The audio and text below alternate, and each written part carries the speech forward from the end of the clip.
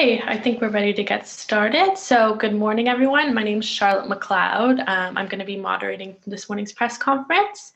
Thank you so much for joining us today. So I'm going to pass it off to Scott Duvall. He will be joined this morning by Alexandre Boulerice, who is seconding the bill, as well as Robert Kucher, chairman of CBTU, and Sean Strickland, the executive director of CBTU. After they speak, we'll be taking some questions from the media. So to ask a question, please use the raise hand function, or you can send me a message in the chat. Bonjour tout le monde, merci de vous rejoindre à nous aujourd'hui. Je vais céder la parole à Scott Duvall. Monsieur Duvall serait accompagné par Alexandre Boulerice, Robert Kucher, chairman de SMCC, et Sean Strickland, directeur général de SMCC. La plupart de les déclarations ce matin seront en anglais, mais Alexandre Boulerice est ici pour expliquer le projet de loi et prendre des questions en français. Après leur intervention, nous allons répondre aux questions des médias. Pour poser une question, veuillez utiliser la fonction lever la main ou m'envoyer un message. Okay, over to you, Scott. Thank you very much. And we're here today joined by the CBTU, Canada's Building Trade Unions, to speak about an important legislative fix that will correct a long-standing tax unfairness to workers in the building construction trades. That will help improve conditions for better regional labor mobility to those workers, as well as improve the access of construction businesses and employers to an effectively larger pool of qualified tradespeople. In the House of Commons yesterday, we tabled Bill C-275, an act to amend the Income Tax Act. It's about travel and accommodation deduction for tradespersons. This is in addition to NDP labor rights bills, which have accompanied my bills on preventing pension theft in the case of bankruptcies, as well as my anti-scab legislation. Let me start by telling you why this newly tabled bill on tax fairness and labor mobility is important.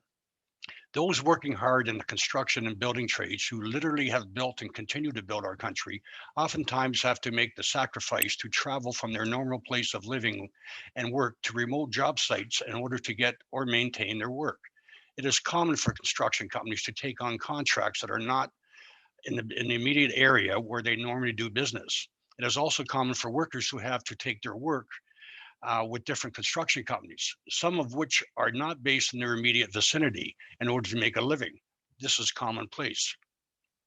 There is an existing clause in the tax code, 8(1)H of the Income Tax Act, which allows workers who have expenses related to travel for work to apply for an income tax deduction. The CRA decided some time ago that because of the nature of their work on job sites, they will not allow workers like those in the building trades to apply for this tax deduction. This technicality not only excludes building and construction tradespeople from a tax deduction that others can avail, it perpetuates a disincentive for them to take work, and in some cases prevents these workers from avoiding the use of social programs like employment insurance. My bill will fix this. My bill, which is an updated version of one that the NDP has put forward in several sessions of Parliament, starting back in 2006, would create a clause to allow travel expenses for a duly qualified tradesperson or an apprentice so that they can secure and maintain employment in a construction activity at a job site that is located away from their ordinary place of residence. I'd like to state clearly why I believe support for this bill is a no-brainer.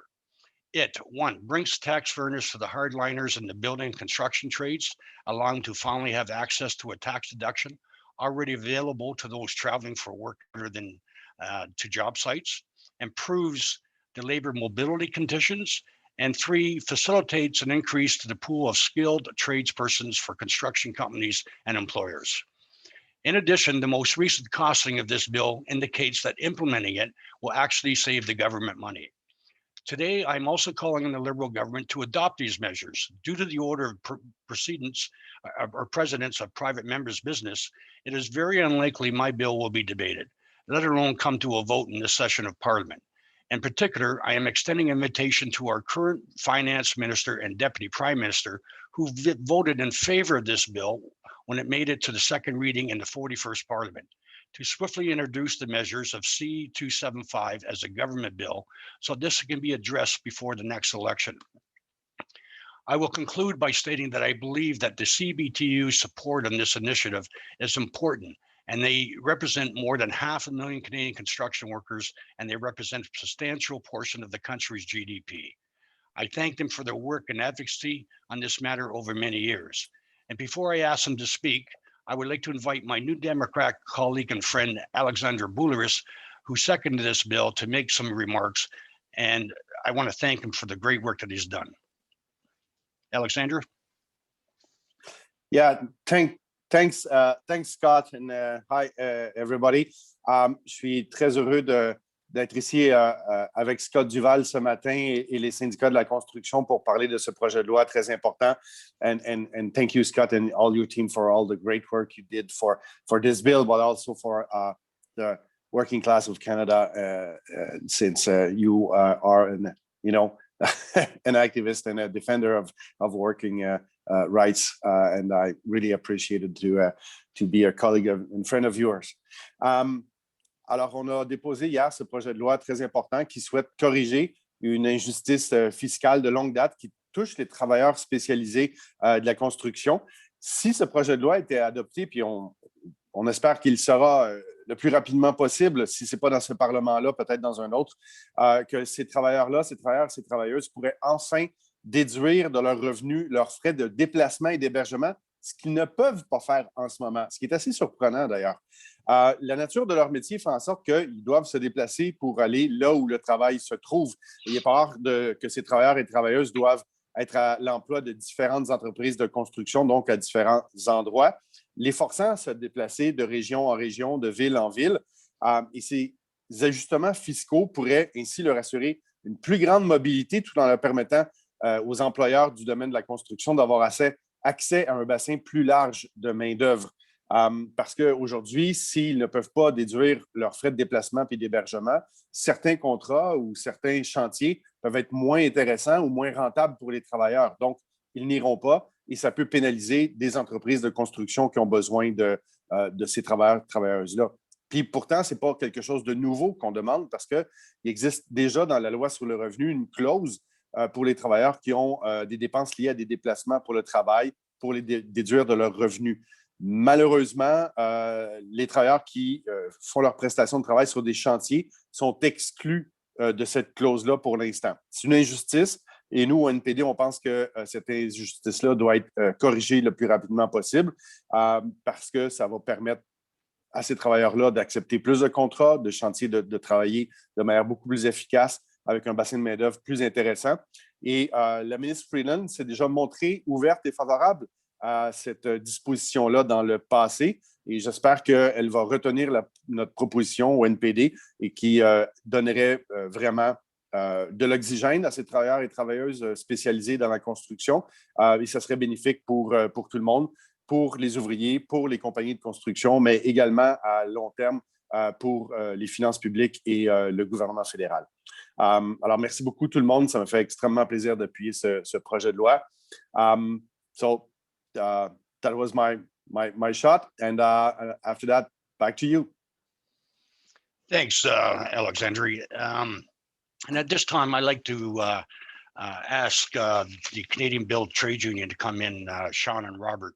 And I want to thank them for all the support they've given all the tradespeople and apprentices across the country and help building to make sure we have the proper infrastructure. So I'll take it over to the building trades. Thank you, Mr. Duvall, and thank you, Mr. Boulerice, for your comments. Good morning, everybody. My name is Robert Kucher, and I'm the chair of Canada's Executive Board of Canada's Building Trades Unions. We are an association of 14 international unions in the construction, maintenance, and fabrication industries that represent 600,000 skilled men and women from coast to coast to coast. It's a pleasure to be here today with members of Parliament, Scott Duvall and Alexandre Boulerice, and stand in support of this private member's bill that will make a difference to the lives of the men and women of the building trades. Now I'd like to introduce our Executive Director of the Canada's Building Trades Union, Sean Strickland, who works closely with the Canadian Executive Board and our 14 affiliated unions and provincial councils from coast to coast to coast. Thank you. Mr. Strickland, please.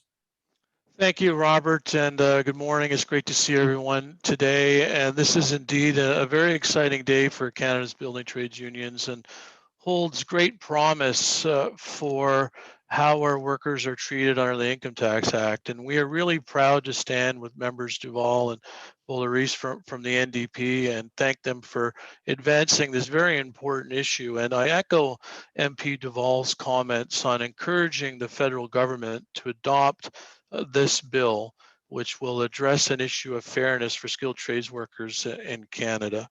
Since 1908, the Canada's building trades unions have been building our country, our roads, our bridges, our hospitals, our schools, our green construction projects, and with our 600,000 members, we've continued to do this for over 100 years. We have 60 different trades who comprise those 14 different affiliates, and we maintain and operate over $2.2 trillion worth of assets in Canada and represent about 6% of Canada's GDP. The construction industry is a very important driver for the Canadian economy. And this bill addresses an issue of fairness. And I'll give you an example. You have a worker A, let's call it the tale of two workers. You have worker A who is a salesperson. He travels to a construction site to sell conduit. That worker A has to pay for gas, meals, maybe some accommodation. All those expenses incurred in doing that business are subject to a tax deduction. You got worker B, who's an electrician, travels the same distance to the same job, incurs the same expenses as worker A, who is selling the conduit, and installs the conduit in that construction site, but yet does not receive the same income tax deductions as the salesperson. So why is the salesperson treated differently than the skilled trades worker under the Income Tax Act? Clearly, this is a question of unfairness. This is a question of justice for skilled trades workers. And we strongly believe that this fairness should be addressed by the federal government. And I really encourage them to adopt the provisions of Bill C-275. The other advantage of this bill would be to improve worker mobility.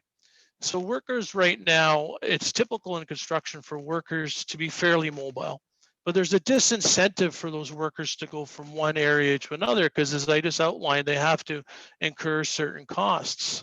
And the economic recovery post-COVID is really going to emphasize some of these differences across our provinces and how busy they're going to be.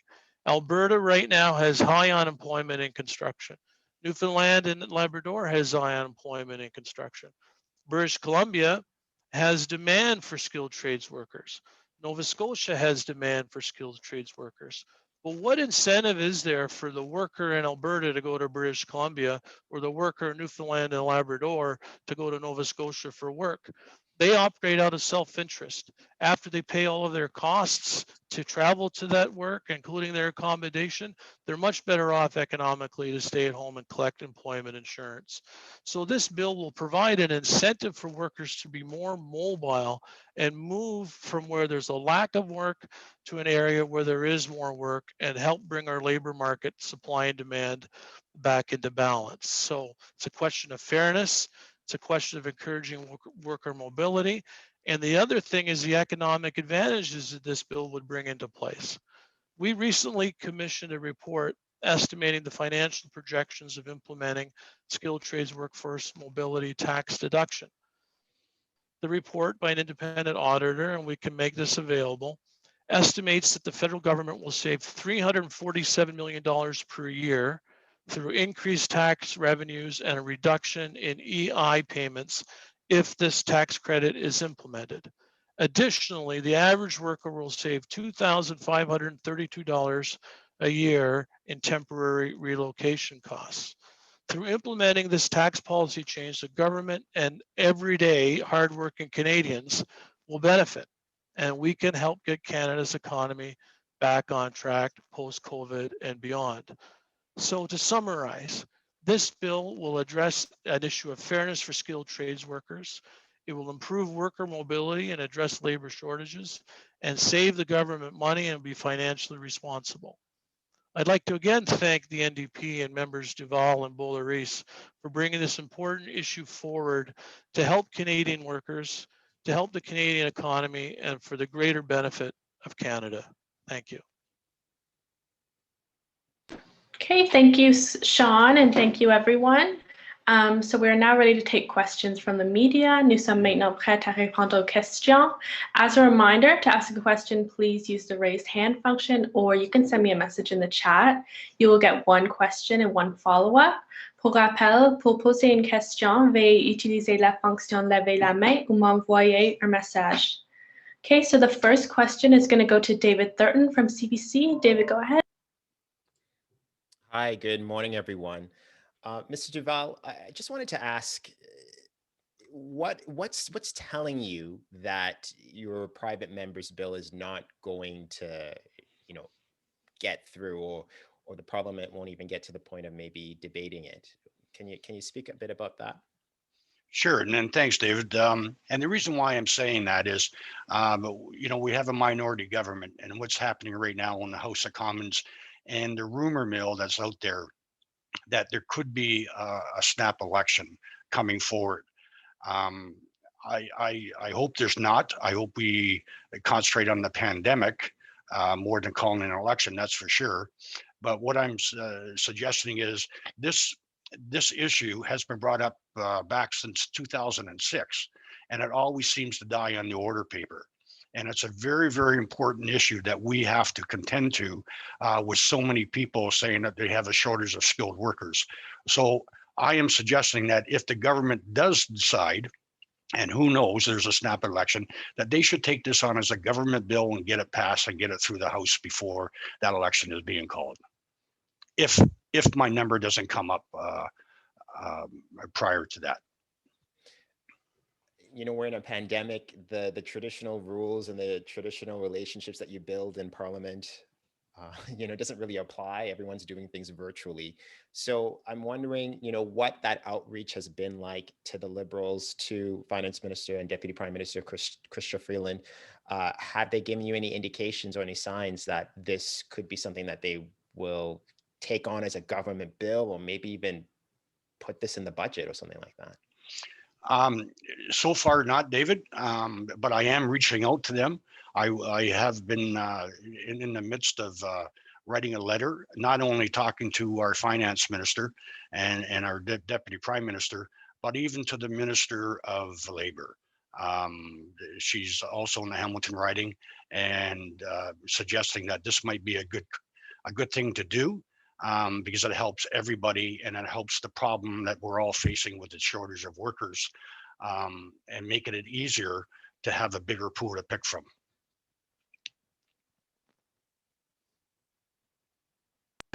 Okay, thank you, David. If anyone else has any questions, could you please use the raise hand function or send me a message in the chat?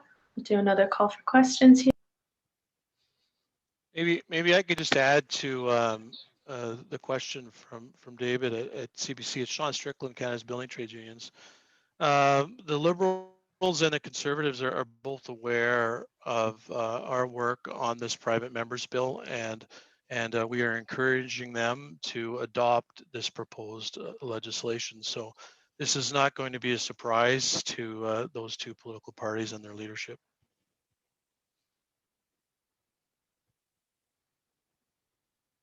Okay, thank you, Sean. So I'll just pass it back to if any of the participants have any final remarks they want to make, anything they want to add. Just go ahead and unmute yourself. So, Charlotte, I think it's really important to the message should be out there.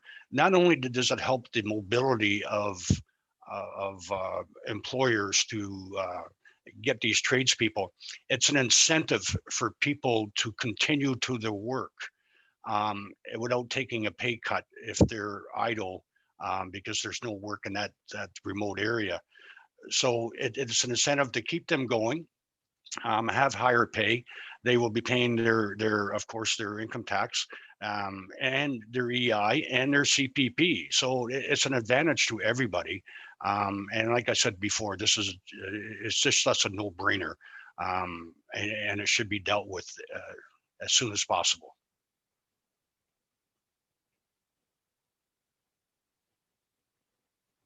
Okay, thank you, Scott.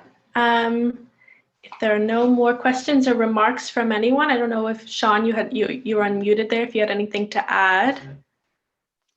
No, I just would like to say that, you know, in terms of on the ground kinds of examples, if I could just emphasize that, you know, I gave the example of the salesperson and the tradesperson and how the Income Tax Act treats that trades worker unfairly compared to the salesperson who's selling the supply which the tradesperson is using to build the building. I mean, it just doesn't make sense. But the other aspect on the worker mobility is that we have high unemployment in Alberta right now, but BC is booming, and BC actually has quite a number of temporary foreign workers.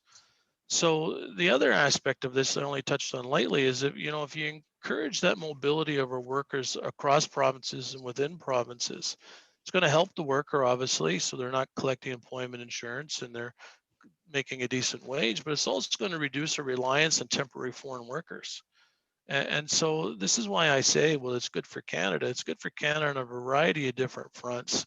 And it just is quite surprising to me that the government has not adopted this previously. And I'm really pleased, again, that the NDP is bringing this forward. This is an important issue. And I think it's even going to be more important given the uneven recovery that we're going to experience within provinces and across provinces coming out of COVID. Oil and gas workers have taken a big hit. Energy workers have taken a big hit. What kind of incentives can we provide them to go and get some more work? This can be part of that package. Okay, thank you so much, Sean. So if there's no further questions, we will conclude this morning's press conference. Thank you so much for attending. Ceci met fin à la conférence de presse. Je vous remercie.